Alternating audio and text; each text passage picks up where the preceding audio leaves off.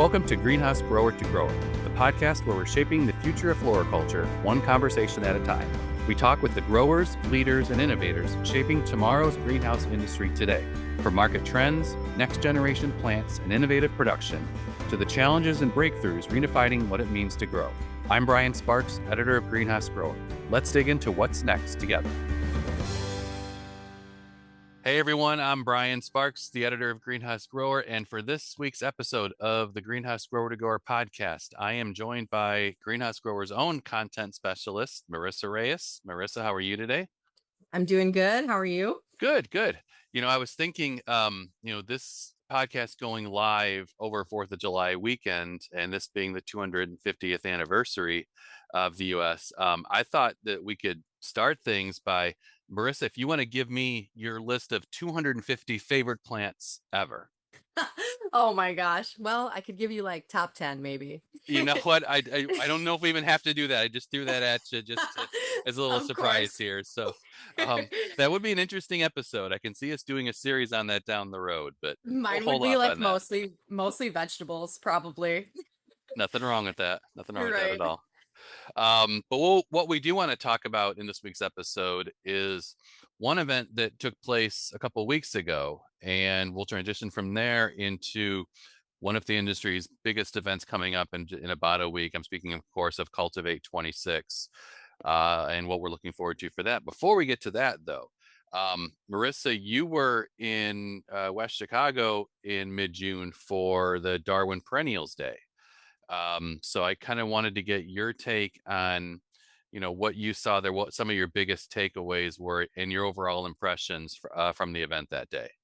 Yeah, well, I live in Milwaukee, if you didn't know that. So it's just a short drive from West Chicago. Yeah. When I got there, it was lightly raining, but by the time I left, like it looked like I had jumped in a pool. So but they always say it's not Darwin Perennial Day unless you have a little rain. So that's kind of the talk of it. And Yeah. despite that, everybody still had great energy. I was excited to be there. It was my first time visiting the ball location in West Chicago. First impression, it's so beautiful. The display beds are gorgeous. And you know what really stood out to me is regardless of how heavy it was raining, all these plants were still standing so tall. And I Nice. think about like in my own home garden, usually after a rain, like my big hydrangeas, I'm out there with a bamboo stick, just kind of whacking them a little bit so they stand upright. And none of these plants were flopping. So and I think that's so important, right? We see varieties coming out all the time that are beautiful or interesting, but as we know, the real test is how they're performing in real life conditions. So I think that was Yeah. really important to see because it's going to end with the home gardener. What is their actual experience going to be like? So I Mhm. really liked seeing that in real time. And, of course, educational sessions were great. Just seeing photos from the Chicago Botanic Garden. I need to get over there ASAP. They have so much Yeah. cool stuff going on, and they just recently installed a new full sun bed. So Okay. I was excited to hear about that, and just what was performing well in the Midwest. It can be kind of tricky here, so I think trials in the area is important because we get everything, right? We get drought, we get cool winter rains, really just every kind of weather you can think of, we get. So I Yeah. think it really means something to test the performance here. So, all in all, it was a really great experience. It's always good to see Katie Rotella.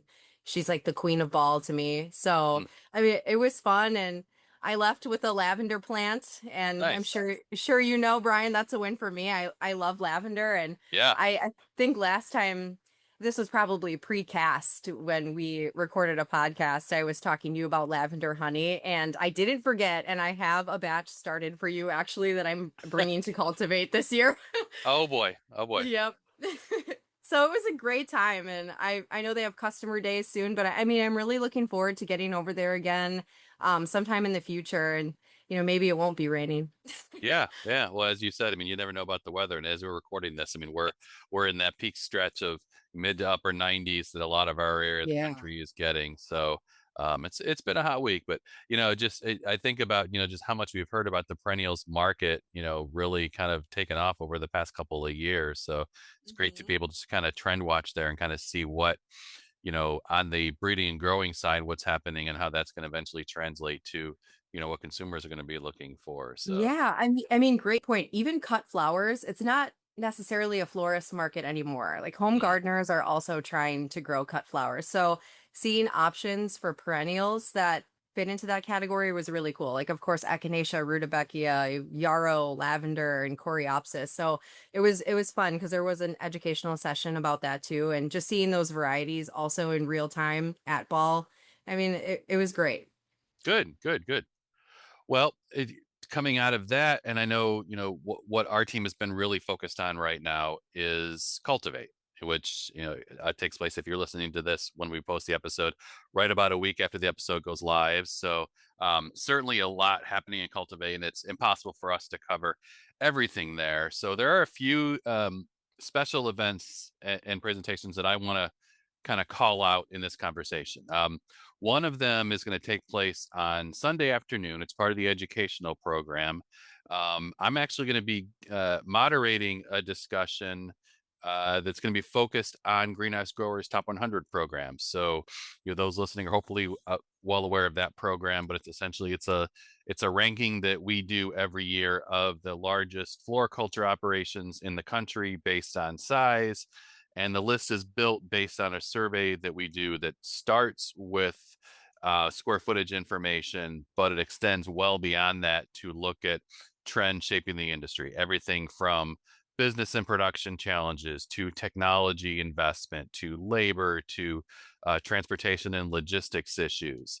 What we're going to do this year in that presentation at Cultivate is kind of take a look not just at the results of this year's survey, which, I mean, of course, is always very revealing, but do an overview of the past few years, particularly the years coming out of the COVID-19 pandemic, and kind of look at, where we've seen some shifts in the market in terms of anything from the number of growers who use in the H2A program to what types of categories on the technology side that growers are either investing in now or looking to get involved with more in the future. And consumer trends and any shifts in that area.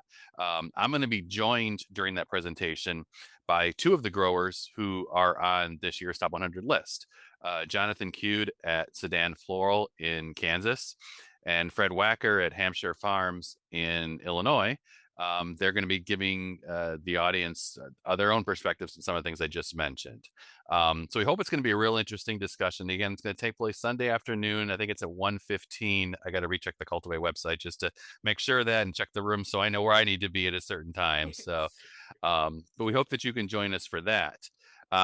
Coming up the next day at Cultivate, and again, there's a full list of educational sessions on the Cultivate website that you should definitely check out, and there's so much great information there. We know that Monday night is going to conclude with an annual event the Greenhouse Grower has been very proud to present for quite a few years now. That's our Evening of Excellence event. That's our chance to recognize leadership and innovation in everything from growing to breeding and variety development to new technology to some of the folks who have been trendsetters in the industry for a number of years. So we present 8 different Medal of Excellence awards at the event. Uh, Most of them that we present, we've been in the process of announcing finalists for each award, and then we'll reveal the winners live and in person at the event. Then there's a couple of other awards that we already know who's going to be taking those home for industry. So for Industry Achievement Award, it's going to be Hans Hansen at Walters Gardens. And then we're also recognizing the Sustain-A-Bloom program, which is from American Floral Endowment, with our Spotlight Award this year. It's a great chance to, not only help us recognize excellence across the industry, but just to network with each other and wind down after a couple of long days at Cultivate. Our team has been getting ready for that over the past couple of months. I know you, Marissa, you and I are going to be very involved in presenting those awards. So we hope you can join us for that. It's a free event. Starts at 5 o'clock on Monday. The doors open at 5 and the event starts at 5:30. It's in the Short North Ballroom at Cultivate, which is on the northern end of the Columbus Convention Center. Just hop on the escalator, go to the second floor, and we'll be there to greet you and hope it's a fun event for everybody. The last event that I want to briefly mention at Cultivate is something new that we're doing at Greenhouse Grower. This is going to be our Future of Floriculture breakfast. This is sponsored by our friends at Growmentum. And in this event, and it's a grower only event, we're going to be talking about trends in technology, where growers are looking at technology now, some of the gaps that they see that they're trying to fill, and just a hard look at where technology is going to be evolving in the future and where growers in this market are now in terms of technology, where they want to be, and also how that ties into how you work to fill your team. You know, with the new with the emerging technology that's coming out right now, you need expertise in that area. So how can you then build your team to take it to best take advantage of that? So those are some of the things we're going to be talking about. We're going to have a panel of growers on that conversation as well. So that's going to take place Tuesday morning of Cultivate, starting at 7 o'clock. So if you want more information on that, feel free to drop me an email. I can give you more information. Email is BD Sparks, B as in Brian, D as in David Sparks at meistermedia.com, and I can fill you in on all that. So those are the couple of special events that I know that we're looking forward to at Cultivate. I know, Marissa, we've talked a few times in the past. So last year, I want to say it was half of your first Cultivate event, because you got a Yes. couple of days to explore, and then unfortunately you had an illness that put you down for the count for the rest of the trip. But hopefully, and we've joked about you taking plenty of vitamins, getting plenty of sleep, and not talking Yes. to anybody in this next week, so you can be reborn ready to go. But what are you looking forward to at Cultivate this year? Yeah, I mean, I'm definitely gonna be in my own bubble, that's for sure. But I mean, I'm always looking forward to so many things. Last year was my first year, as you mentioned, my first half year, and it's overwhelming when you are first there, you're there for the first time. It just is. It's a Mm, huge event. There's a lot going on. There's so many people to see, and there's so much stuff to attend. So I mean, I'm looking forward to the educational sessions. There's so many of them, though. Honestly, we would have to clone ourselves like several times to yeah. even get to everything we want to get to. So I'm trying to be thoughtful about which sessions I prioritize. But I'm still in the middle of creating my schedule, so I'm not sure which ones I'm going to be able to go to. But I, of course, am excited about Garden Media Group's 2027 trends. I feel like Katie has some sort of magical ball that we don't know about because she's always so spot on. Like it takes an eye to be able to predict something before it actually happens. So Yeah. I can't wait to hear what she has in store for 2027. So I'm definitely looking forward to that. And of course, all the booth visits and the variety zone. I mean, Yeah. last year I was able to get over there for a little bit, but of course, between everything we have to do, it's hard to stay, in one spot for a while. So but there's so many unique varieties because that's where breeders are really showcasing like what they're most excited about. Yeah. So it's always so fun to see everything on display, but I always have the question in my head, okay, but how is this gonna hold up in real life? It goes Right. back to all the trials and stuff that we talk about with varieties. So I'm just really looking forward to seeing everybody, the people at Bailey's nurseries as well. And it's just going to be a good time. It's a good place to connect with everybody, to learn a little bit about the industry and what people Mm. are really focused on right now. So I'm just looking forward to all of it. It's funny because you talk about varieties there. So I know we've talked a lot about California spring trials, and that's when a lot of the varieties that you see at Cultivate are first introduced. And that's the chance for, I'll say, a lot of the broker community, and to a small degree some of the growing community as well. That's their first chance to see these new varieties. Cultivate is where everybody in the supply chain, from growers to retailers, can come and see. So it's interesting to walk by some of the breeding companies' booths. Number one, for the beautiful displays that are always Oh my there. gosh, I'm yeah. amazed at the effort that goes into creating these awesome displays that each year that never tend to look the same way. There's always a little something different. But then I look for folks who are flocking around certain plants, and that starts to tell you, okay, this is going to be something that we really want to keep our eye on. It's Yep. going to be something that hopefully emerges as a popular plant over the coming years. So, Yeah, definitely. and you see that just on as well on the technology side. You'll see some of the transplanter companies, for example, showing some of their latest offerings. And again, growers tend to love new technology, so you start to see Yeah. crowds gathering around some of these new machines. And really, I mean, there's as you said, both on the education side and on the trade show side, there's so much to see there. it's really important to plan your trip, I think, as well as you can. Otherwise, to your point, you're going to get overwhelmed when you walk in the door, even if you've been there for several years. So I would suggest going to the Cultivate website, which is cultivateevent.org, going number one to the tab that highlights the educational sessions. Take a good look. And again, as you did, Marissa, prioritize what you want to see, put a calendar together for yourself, and then go over to the exhibitor page and do the same thing. There's going to be a long list of hundreds of companies to check out. So go through that. And again, make your prioritized list of who you want to talk to. Greenhouse Grower, of course, is going to have our own booth as well.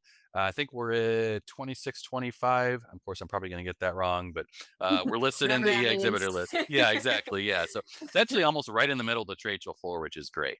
We've had a nice Yeah. spot there for a while. So we look forward to connecting with as many people as we can this year. And it's always an exciting event.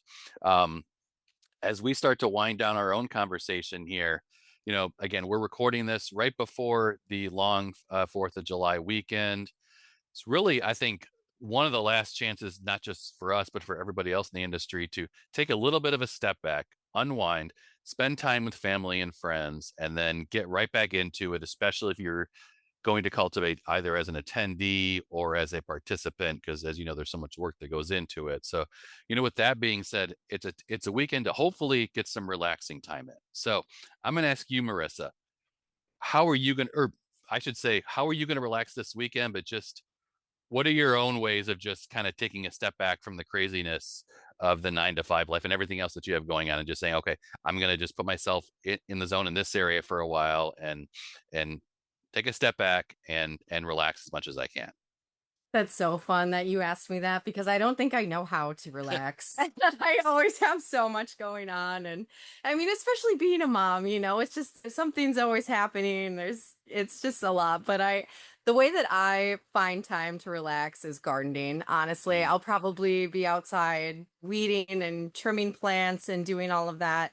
I mean, there's so much therapy and peace in it. And I just find myself having conversations in my own head, like just going through things, and that brings me some sort of relaxation. And it's funny that I say that because when I worked in the on the grower side of things for Radkeys, I would sit there and I would just be so into the plants, and my boss would say all the time, well, it's just me, you, or like you, yourself, and I, as like a joke about how you're just always with yourself, but then you're with the person in your head, but then you're still physically there. And I think about that all the time for some reason. But yeah, yeah. so gardening for me really is it. And just hopefully I get to go swimming too. I mean, my sister just got a pool, so I'm looking forward to that. And yeah, I mean, let's hope I can relax. I know that you said you just celebrated your birthday this week, so belated happy birthday.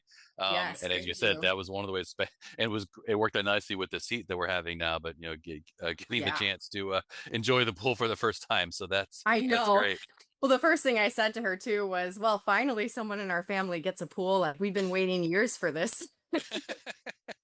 So we're gonna start seeing you a lot more now. You know. Yeah, exactly. What about you, Brian? How do you relax?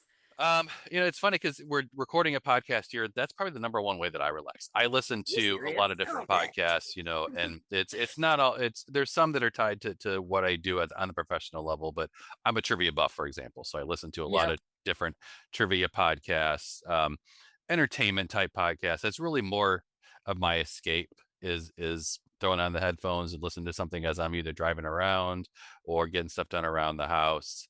That's generally how I like to relax. It's funny, I've been in the process too. When you and I last talked on this podcast, I was in the middle of posting on my own Facebook page my list of 100 favorite songs, and I've gotten through all of that, and that's done.